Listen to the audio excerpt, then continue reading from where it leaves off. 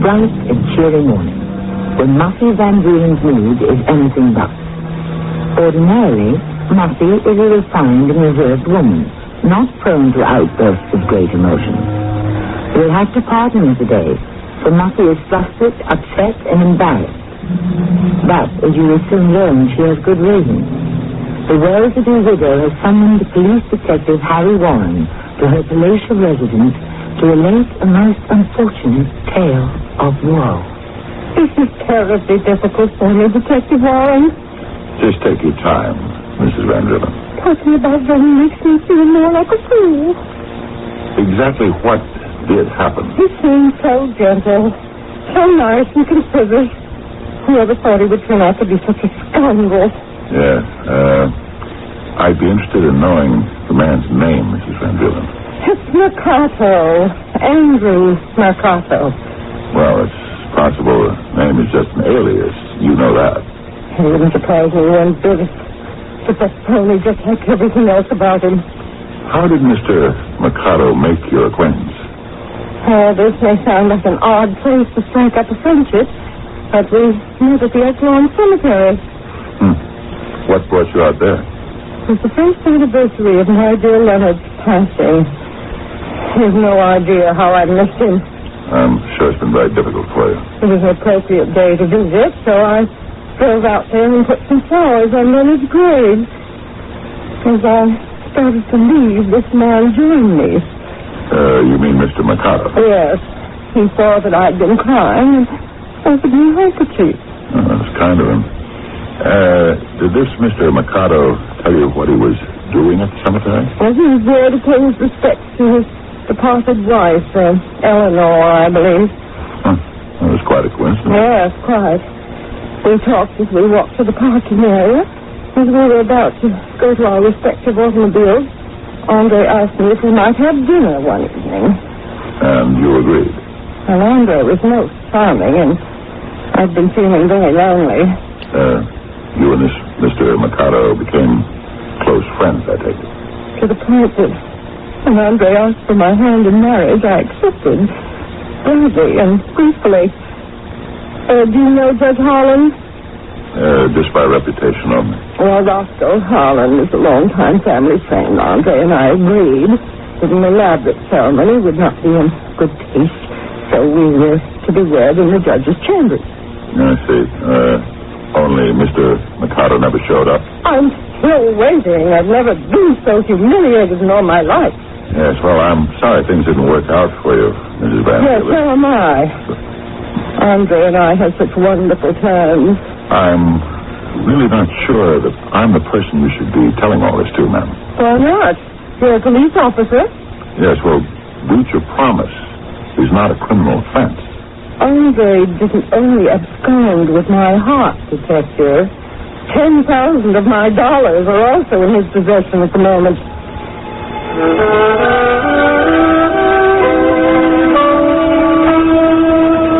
I'm sorry, sir, but you'll have to return one of those books to the shelf. Yeah, how come? It's library policy that a person can remove only 2 books from the same section. All right, I'll put one back. I believe you're next, Mr. Bishop. Nice to see you again.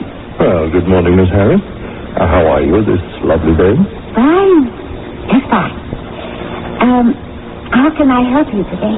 Yes, there is a particular issue of the Herald Chronicle I'm interested in seeing.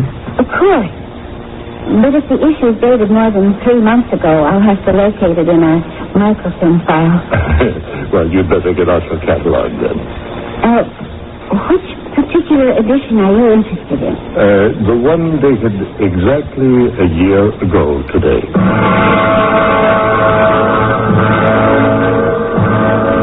You're all set, Mr. Bishop.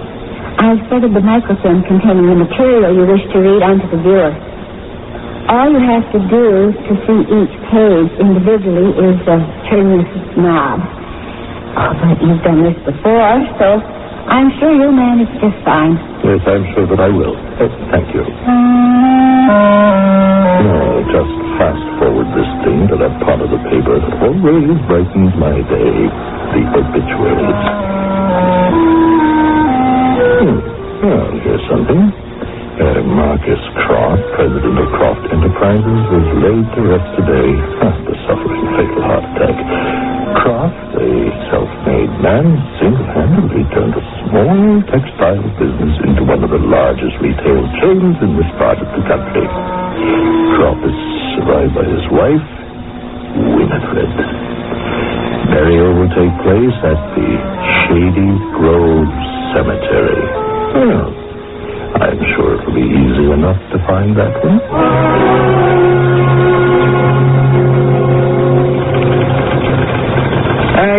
The punk finally confessed to those burglaries, Captain, and I'll have the report on your desk before I go off duty for the day. Goodbye, Captain. So, you made a good bust after all, Petey. Hey, look who's back. How's your case coming, Harry? Was Mrs. Van Dreelen able to provide any halfway decent leads, huh? That poor woman was very badly shaken up. Well, whoever is pulling his con is a first-class creep. How many rich dames has he drawn into his web so far? Mrs. Van Dreelen makes number 4. Now, are you positive it's the same gold digger who's setting all these hearts aflutter? Well, it has to be, Petey. The M.O. is the same in every case, down to the last detail. This dude must be a real charmer. Well, when I get my hands on this Romeo Mercado, or whatever his real name is, it's going to be quite a while before he has another date. Well, he's good for 3 to 5 years on every count. How much do you figure he's taking these women for, huh? About $40,000. Maybe more. He gets them to write out those checks as easy as if they were making up a grocery list, huh? What a racket. Well, you have to give the guy credit. He does his homework. He always picks women who have been widowed, but not too recently. Oh, so it's a good bet. It is Mark's a right to hear a little sweet talk and have someone around to make them feel less lonely, huh? Right. He wines and dines them. And then he pops the big question. What more could they want? Nothing. That's why they fall for his scam. Yeah, and then, when he tells them he's got this big business deal brewing, these ladies have the resources. So they must be only too happy to hand over a chunk of their inheritance. Funny thing, as upset as Mrs. Van Dreelen is about being taken, she talks as if she still cares for this clown. Oh, ain't love wonderful? One thing I still can't figure out is how he meets these women so easily. Well, he's just a smoothie. Listen, Petey. He's met each one while they were paying a visit to their husband's grave. A cemetery doesn't sound like the best place to hang around if you want to meet girls. Well, yeah, I'll give you that. If I can figure out how he knows they're going to be there, paying their respects, that might provide me with a link I need to lead me to him. I wish you luck, Harry.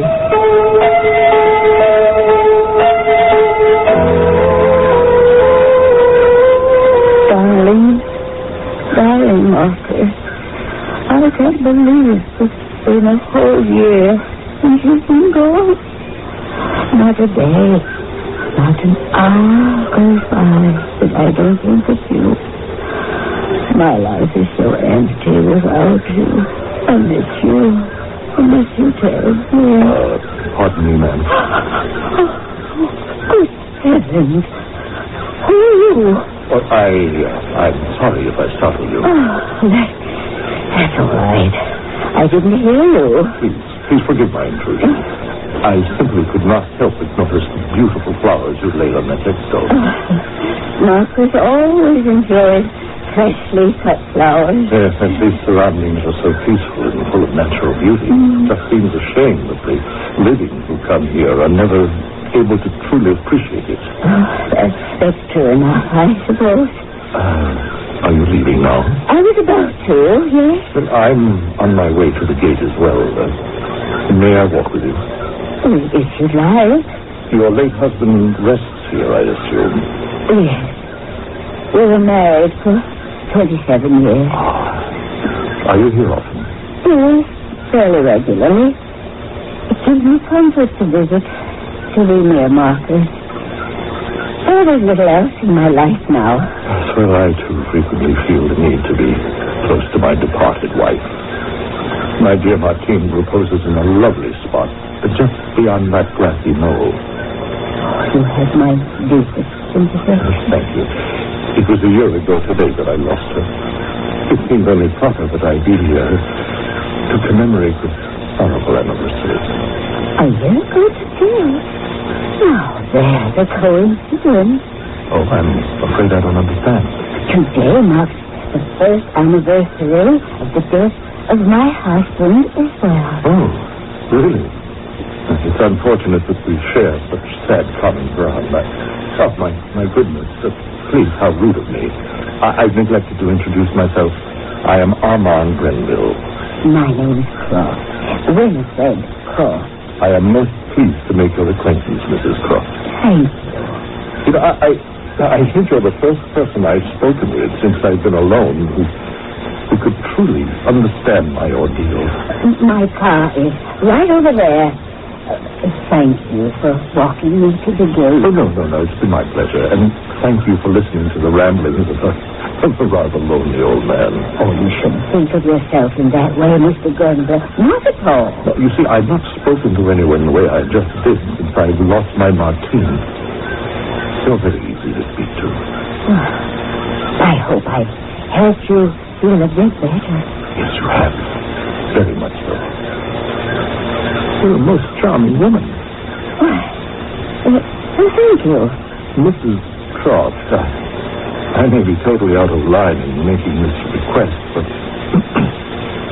might you join me for lunch? Lunch? Well, I don't know. My intentions are perfectly honorable, I assure you. Oh, of course they are. At the very least, perhaps we can help each other forget our unhappiness. At least for the time it takes to die. Oh, I don't suppose there could be any harm, Mr. Grenville. I accept your invitation.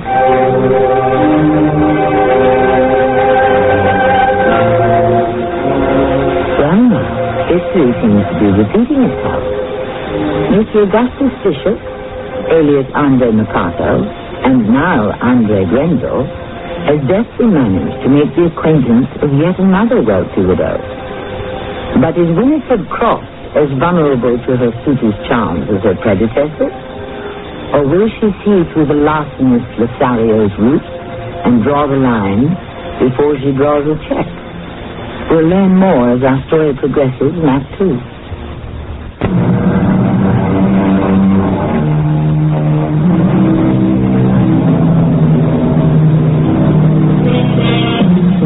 Croft, partaking of that luncheon, could be likened to Adam partaking the apple offered by Eve. Neither thought any harm could come of it. A starry-eyed Winifred is still oblivious to the consequences of her actions. A whirlwind courtship has taken place. This particular night, Winifred has prepared a sumptuous candlelit dinner at her home. Armand is enjoying the meal greatly. And why not?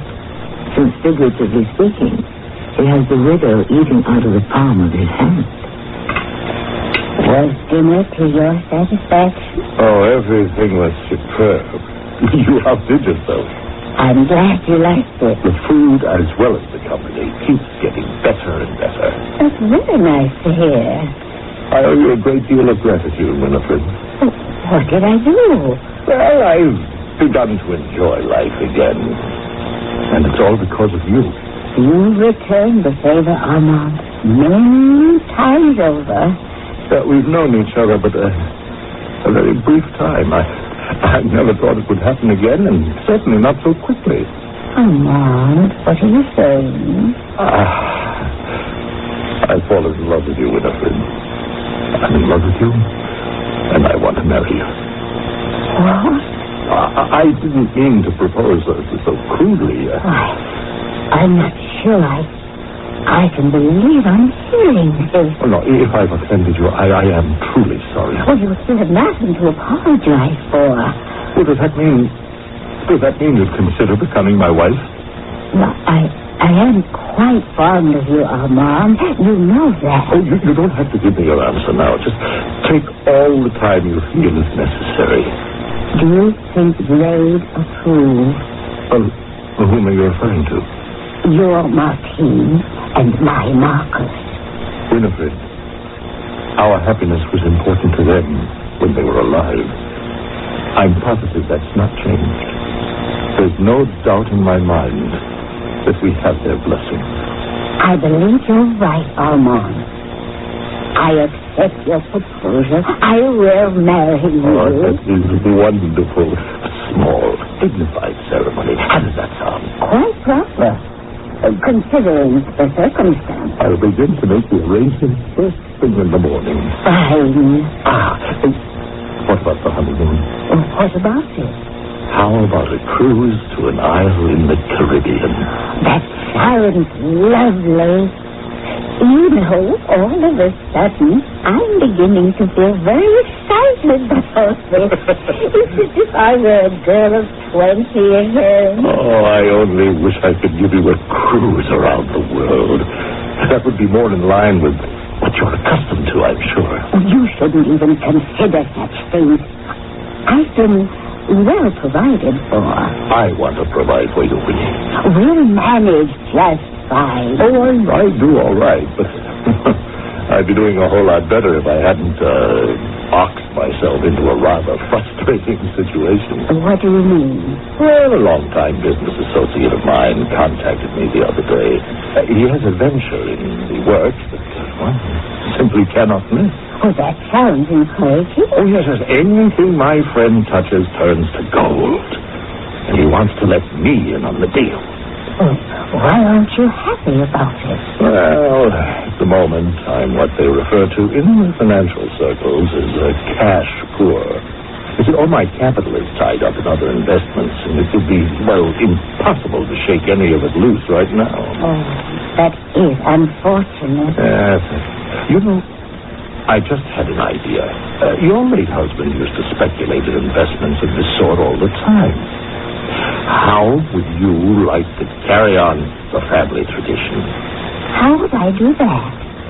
You could participate in the venture.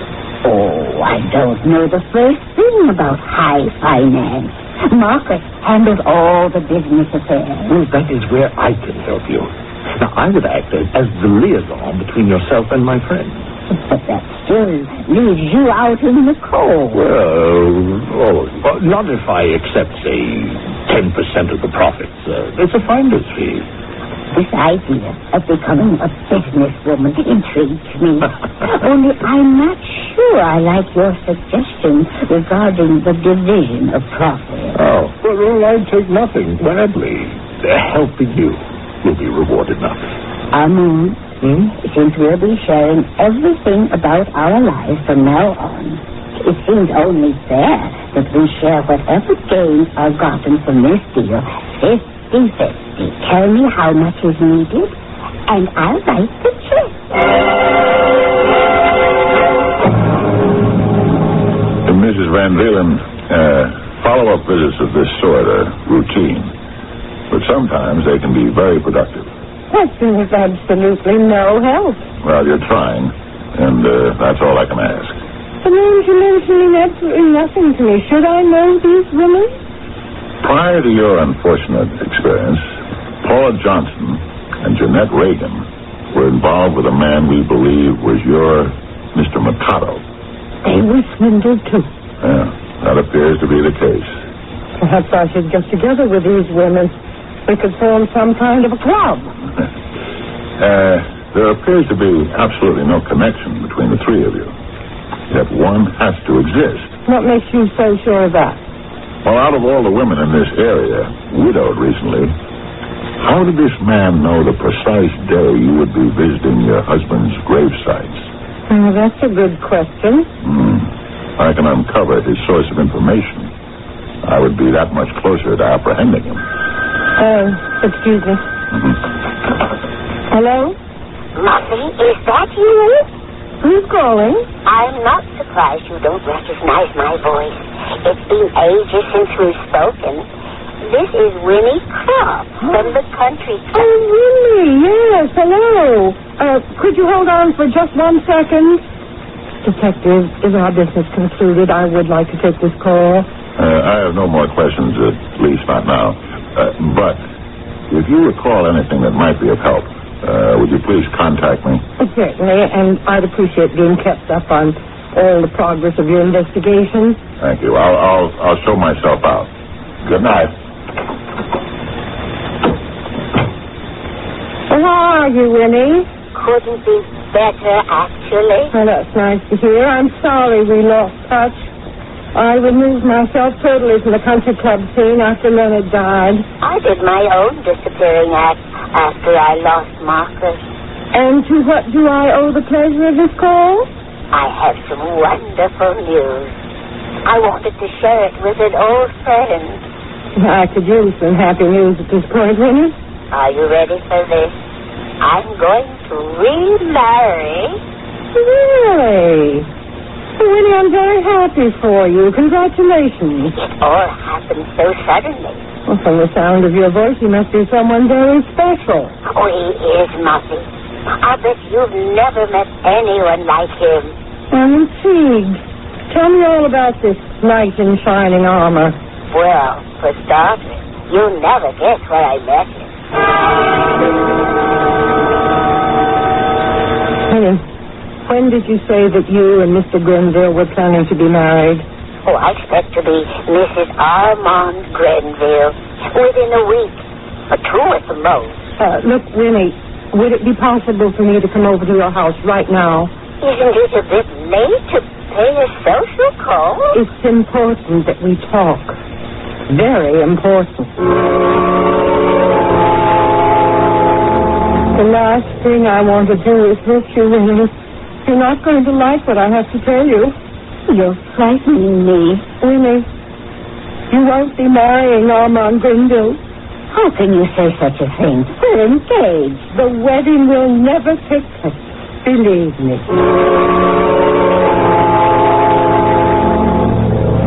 Are you all right, Winnie? Oh, I never expected to hear a story like the one you just told me. Is it possible there's some mistake? Oh, the pattern is all too clear. This man has as much intention of marrying you as he did me. I can't believe it. I simply can't. Well, but you must, Winnie. Your Armand is so certainly my Andre. Why would he tell us both that he loved us if he didn't? Our suitor loved something about us, all right. Our money. The man is a taker, and we've been taken, but good. I'll call the police. Don't you touch that phone. You'll do no such thing. I don't understand. We're going to take care of that two-time gold digger all by ourselves.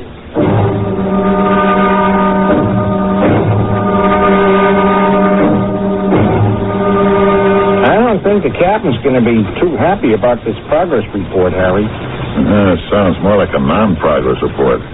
Well, I'm doing the best I can, Petey. Mrs. Dreeland and the others haven't given you all that much to go on. I could only figure out where Loverboy planned to strike next. You can't stake out every cemetery, Harry. Well, I hate to sit on my hands. I guess about all I can do is wait for the phone to ring.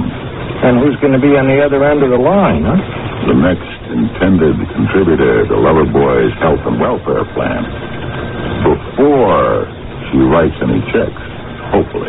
Well, how is that going to happen? I don't know. Maybe the guy will pick up a mark who's not taken in as easily as the others were.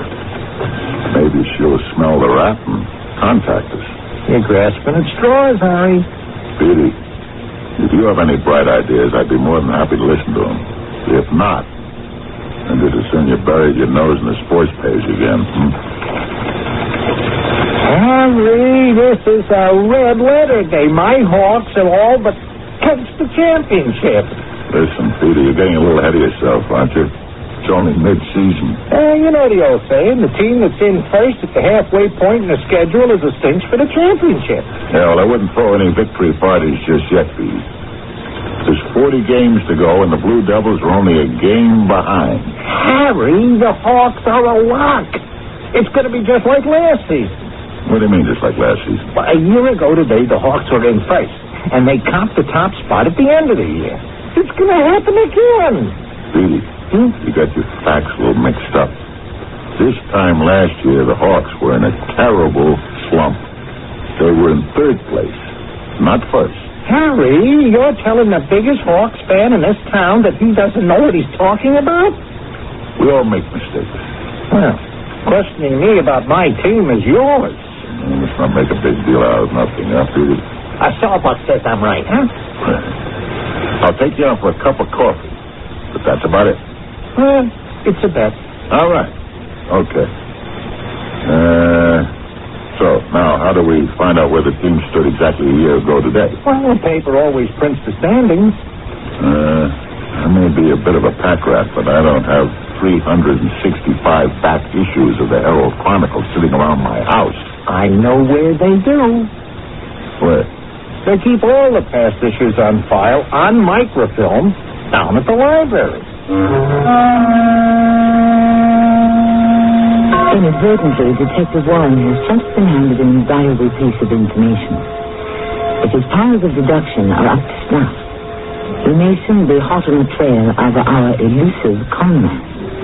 However, Martha and Winifred are also looking for the man who done them wrong. Now, if the police reach Bishop first, he'll be arrested. But what will be his fate if the ladies meet the initial sighting? It sounded like they were planning to mete out their own form of justice. We'll see who wins the race as our story races to its conclusion in Act 3.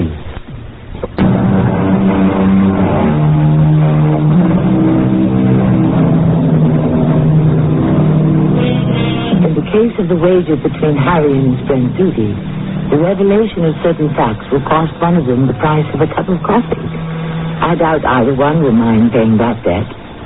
But if certain facts pertaining to the activities of Augustus Bishop should be uncovered, his debt to society will prove infinitely more costly.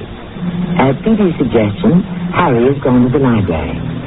Would anyone care to wager how many scores this fact-finding mission will settle? Hey, Petey, I called to tell you that I owe you that cup of coffee. I told you when it comes to the Hawks, I'm a walking encyclopedia, huh? Yeah. I'll be more than happy to pay off, especially if my hunch about those other anniversaries is right.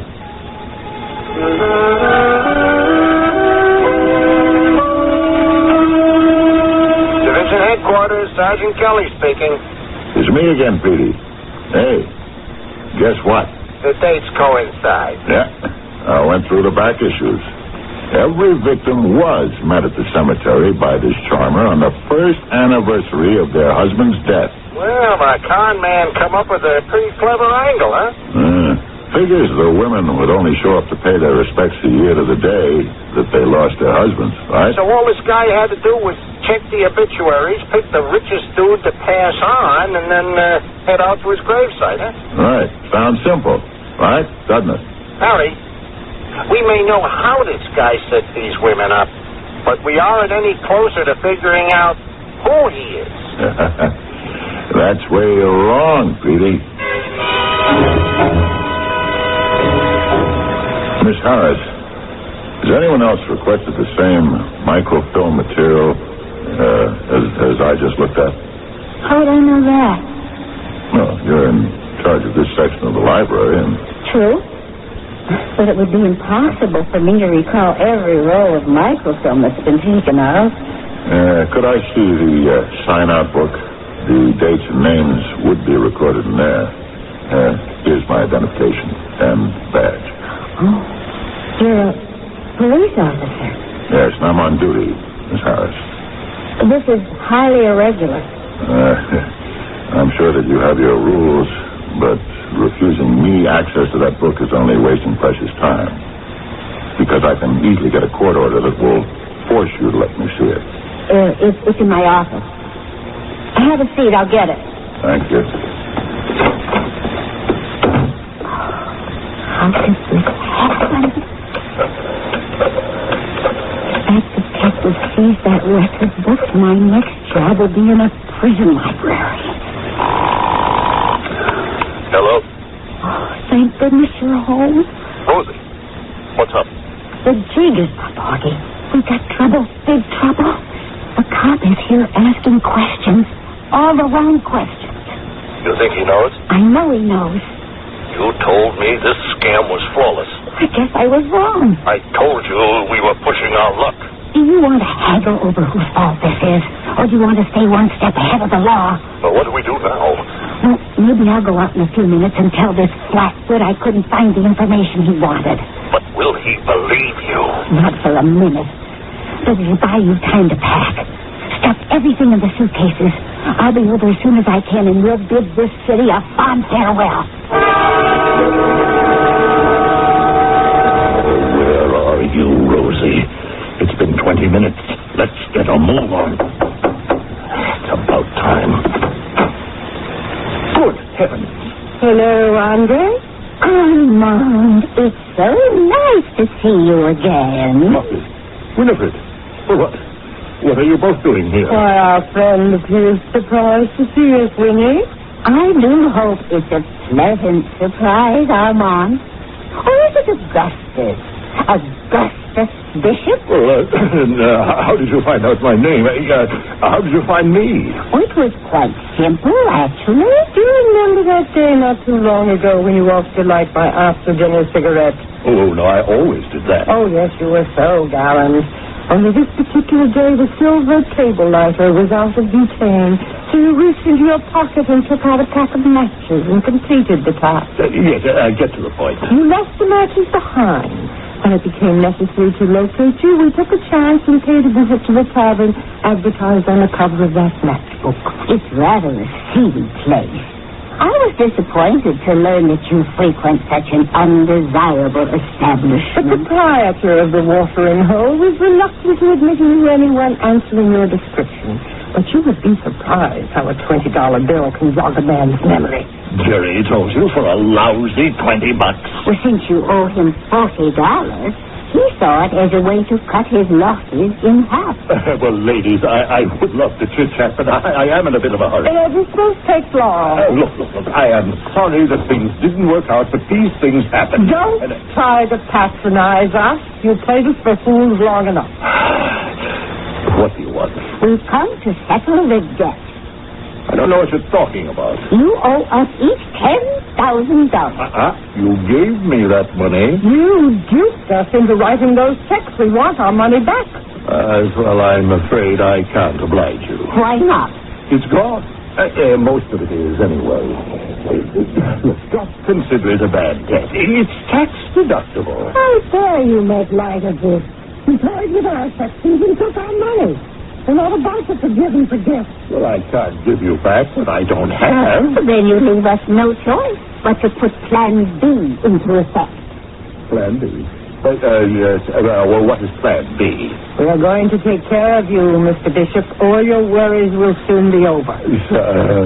How's that? Have you ever been to Florida, Mr. Bishop? What is in Florida? Palm trees, lovely beaches, and a warm sun that shines all year round. Not like here. Winnie and I are going to be in Florida. We've purchased condominiums in an exclusive retirement village. You're coming with us. I am what? We've given this matter a great deal of thought. You are a scoundrel, and you really do belong in jail. But you also have a certain charm about you, one that brought a great deal of pleasure to the lonely lives we were leading. So you will come to me to father, Bishop. Once there, you will be in our employ, working off your considerable debt. Well, how am I supposed to do that? You are to be available to us at any given time. Should we go shopping, you'll drive and carry packages. When we go to dinner, you'll order and keep up your end of the conversation. At the pool, we'll make sure we have all the necessary amenities. I am to be your servant. That's what this job amounts to. We'll refer to you as our companion, if that sounds more palatable. Well, what if I refuse? We may not be the ideal female companionship you're seeking, Mr. Bishop, but your social life will be considerably better in Florida than in the state penitentiary. Oh, no, you wouldn't send me there. You couldn't be that heartless. Unless you agree to our terms, you leave us no alternative but to inform the police of your illicit activity. What you are doing is tantamount to blackmail. We like to think of this arrangement as prepayment for services to be rendered. Rosie, it is about time. What's going on here? Be polite, Mr. Bishop. Introduce us to your friends. Ollie, who are these biddies? I beg your pardon? Rosie, you have just insulted Winifred Croft and Muffy Van Freeland. How did your little harem find you? Oh, does it matter? What are they doing here? He came to make Mr. Bishop an offer. The ladies want me to go to Florida with them. Why? So I can work off the money I owe them by catering to them hand and foot. Oh, you really cooked up a great scheme, Rosie. You're not going anywhere. If I say no, they'll tell the cops. Augie, you're not considering going with them. What are my choices? Well, who could that be? It's probably the welcome wagon from the retirement village. Who is it? Detective Warren, Miss Harris. Oh, open the door, Rosie. The more, the merrier. Oh, come in, Detective. Nice to see you again, Detective. Well, hello, Mrs. Van Vreelen. I didn't expect to find you here. It appears as if I have crashed a party with a very interesting guest list. I'd like you to meet my friend, Winifred Croft. A pleasure, Detective. Hello, Mrs. Croft. I've not been introduced to this gentleman, but I believe I know him by reputation. Yes, Augustus Bishop at your service, Detective. Mr. Bishop, you wouldn't happen to go by the names Andre Mercado and Armand Grenville when it suits your purposes? Well, they are my twin brothers. People get us confused all the time. You made very good time getting over here, Detective. Well, when you didn't return with that Steinout book, I began to get suspicious. When the head librarian told me you left suddenly with a splitting headache. I suppose I should have been more subtle. The library provided me with your address. We would have been long gone by now if it wasn't for Augie's fan club. Detective, I'm afraid you've made this trip for nothing. Mrs. Van Vreelen, this man did steal your money. Well, Mr. Bishop's past behavior has been rather criminal, but we just had a lovely talk. He's seen the error of his ways, so much so that he's agreed to make full restitution.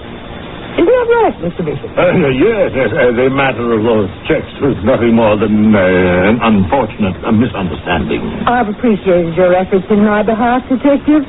But as it turns out, I won't be pressing any charges. But, Mrs. Van Vreelen, you can't do that. I can't allow you to. The decision has been made. But this man is a liar and a thief. How can you let him go unpunished? It's the practical solution. Practical. Well, whatever bargain you struck, it cannot be worth it. Detective, you have no further business here, so I suggest you leave and pursue some wanted criminal. Mrs. Van Vreelen, I'm not going to let this matter drop simply because... You heard the lady. The matter is settled. Are you really going to let this man go free, Mrs. Van Vreelen? It's what I want, Detective. Please respect my wishes. Muffy, I have an idea.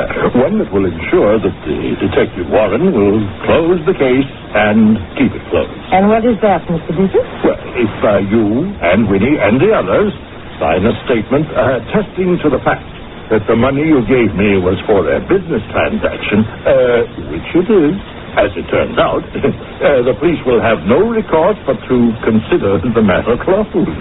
Well, I would be willing to do that. How about you, Winnie? I don't see why not. Oh, wonderful. Now, take this pad from my desk. Ladies, you're making a very big mistake. Yes. Now, here's the pen. Where did you get this pen? What? How did you come into possession of this pen? Well, I'm not sure. You gave it to me as a gift. I did no such thing. Well, it isn't really important. Now, it's just a pen. Mr. Bishop, how could you? How could I? What? I gave that pen to my late husband as a gift the first Christmas we spent together as man and wife. Leonard cherished that pen so that he's kept it displayed prominently on his desk in his study. As a matter of fact, the only time Leonard used that writing instrument was to send a card or personal note to me. Oh, but I'm sorry. I didn't know. You stole that, Hal. No, I must have picked it up by accident. Oh, here. Take it back. There's no harm done. Mr. Bishop, I reconciled myself to overlooking your taking my money because the dollars were replaceable. But it's become apparent that you want to steal my memories as well. That I cannot and will not condone. But I meant no harm. You have got to forgive me. I am going to sign a statement, Mr. Bishop, but one with a slightly different content than you have in mind. It won't keep you out of jail. It's going to put you in.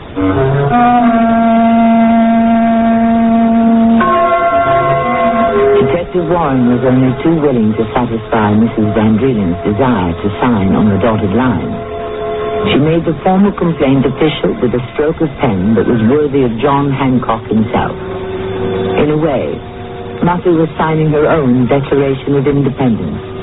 The money lost was irretrievable, but the self-respect she gained by not allowing herself to be taken advantage of was worth much more than can be measured in dollars and cents. I shall return shortly.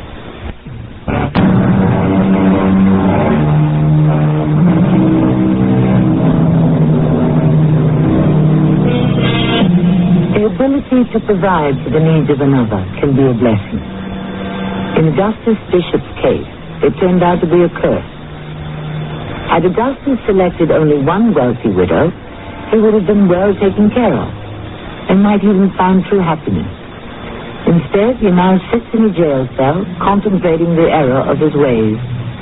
Personally, I'm not sure if Bishop will think twice about stealing another heart when he's set free. But I'm quite sure it will be a long time before he pulses another penny. Our cast included Elspeth Eric, Fred Gwynne, Edith Juster, and Earl Hammond. The entire production was under the direction of Himan Brown. A preview of our next tale. You're a smart thing. I was watching you during the trial. Why not? There was nothing better to look at. You knew what it was all about. Yes. You knew it was nothing personal with me. I had nothing against your husband. I was only doing a job. Yes, I felt that. And I got caught, like they say, with the smoking pistol. Why'd you want to see me? I want you to help me. Help you? Please, don't refuse me. Don't turn me down. I have nowhere else to go. How could I help you? You didn't kill my husband. Oh, you pulled the trigger, but like the gun itself, you were only an instrument. The real killer, the responsible murderer, is the person who hired you. And I intend to spend the rest of my life to bring him to justice. This is Tammy Grimes inviting you to return to our Mystery Theater for another adventure in the macabre. Until next time, pleasant dreams.